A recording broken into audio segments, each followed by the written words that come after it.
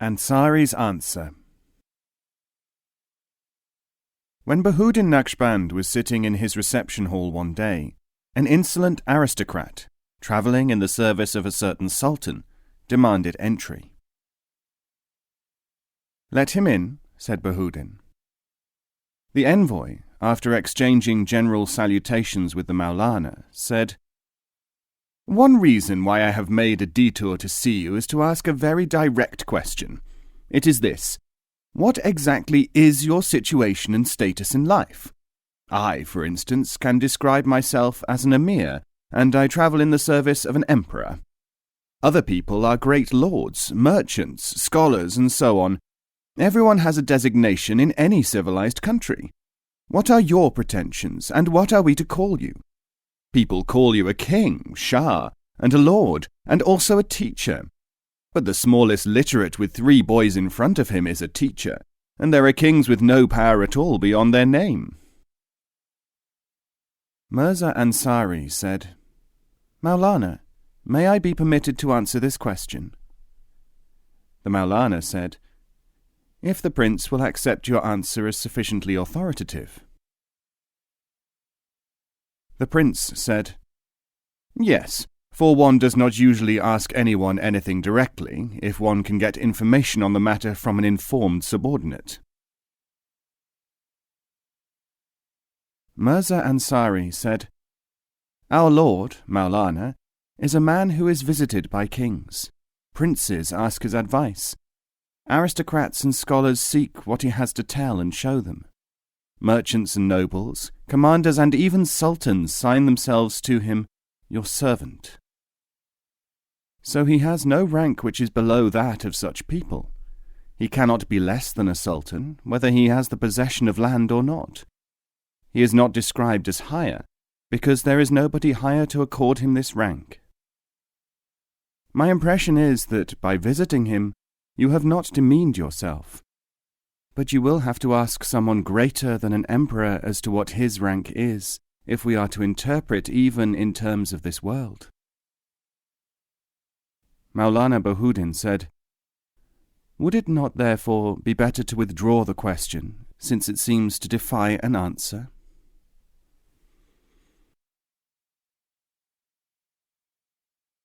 Two pieces of advice. There was once a king who had been trying to treat his subjects with enlightened kindness and the minimum of control. The people showed signs of disaffection, and instead of showing cooperation and respect for the administration, became complaining and turbulent. The king was standing on the ramparts of one of his castles one day in the midst of these preoccupations, when he saw a free dervish in a patched robe sitting on the ground below him. The king thought, "These dervishes are reputed to know all secrets. There will be no harm in seeking his counsel." He outlined his problem to the dervish and said, "I want a piece of advice in this matter." The dervish said, "I shall give you not one piece, but 2 pieces of advice." "Oh, thank you," said the king, "but all I need is 1 bit of advice." "In that case," said the dervish, "I would say to you, if you must rule, then rule." So the king increased the power of his control over the people, and treated them with such severity that they revolted. Before very long he was forced to flee, and barely escaped with his life, disguised in a dervish robe. He found himself in a forest, where, stopping to wash his face in a stream, he saw the dervish who had advised him, sitting in contemplation. The king said, "This is where your advice has brought me." "Would you like to hear the second piece of advice?" asked the dervish. "I can lose nothing more, so I had better hear it," said the king. "The second piece of advice," said the dervish, "is, never ask for advice, nor act upon it, without satisfying yourself that the giver of the advice is a qualified person."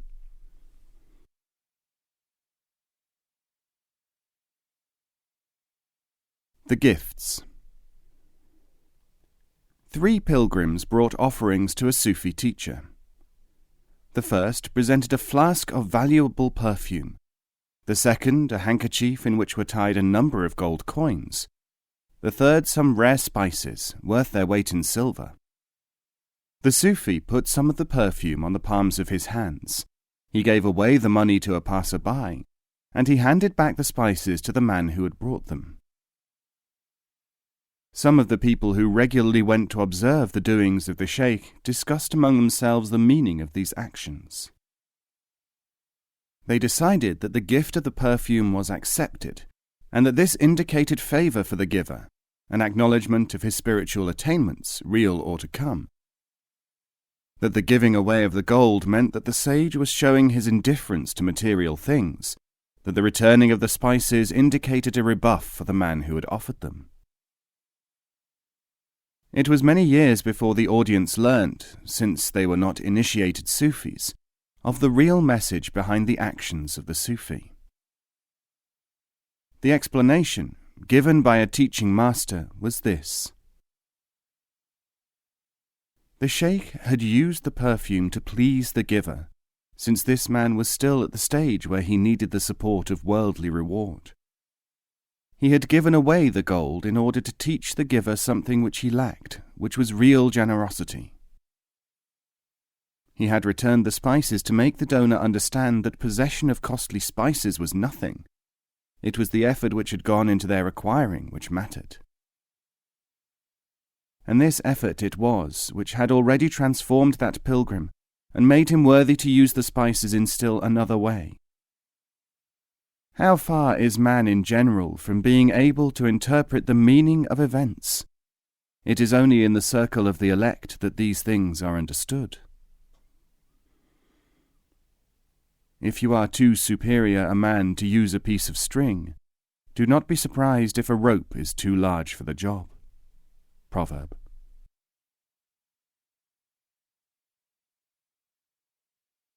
The fox who was made a Sufi. A fox was raiding all the farms of a certain country and carrying off chickens. The villagers called in a Sufi of great repute and asked him to help them by catching it. He took out a charm and laid it in a certain place, and in quite a short time the fox was found helplessly rooted to the spot. When the villagers saw this, they were delighted. But as they gathered around, the Sufi took away the power of the charm and tied something on a collar around the fox's neck. Then, instead of handing it over to the people to be killed, he set it loose. The villagers were in an uproar and said, "Whatever are you doing? Now the fox will start thieving all over again." "No," said the Sufi. "I have put the symbol of the way around his neck, and Sufis are not thieves, so he will not steal again, but confine his attentions to wild creatures." "But you could have killed him just as easily," said the people.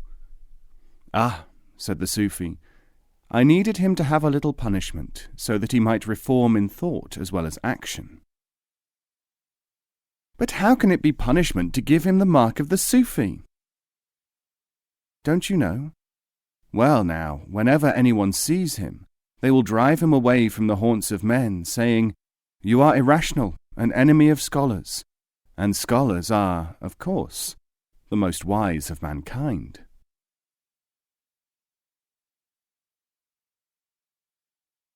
When a man comes to see you. Bahuddin Naqshband said, "When a man comes to see you, remember that his behaviour and his speech are a compound. He has not come to buy, to sell, to convince you, to give or to gain comfort, to understand or make you understand. He has almost invariably come to do or try to do all of these things, and many more. Like the skins of an onion, he will peel off one depth after another. Finally, you will find by what he says, what he is inwardly perceiving of you. When this time arrives, you will completely ignore the apparent substance and significance of his speech or actions, because you will be perceiving the reality beyond. Note well that the other individual, while he does this, is almost always totally unaware that he is talking the language of the heart, direct communication. He may imagine that there is a scholarly, cultural, or other reason for his behavior. This is the way in which the Sufi reads minds which cannot read themselves. In addition, the Sufi knows how competent at real understanding the other person is, how much he really knows, ignoring what he thinks he knows, and how much he really can progress. This is a major purpose of sohbat, human companionship.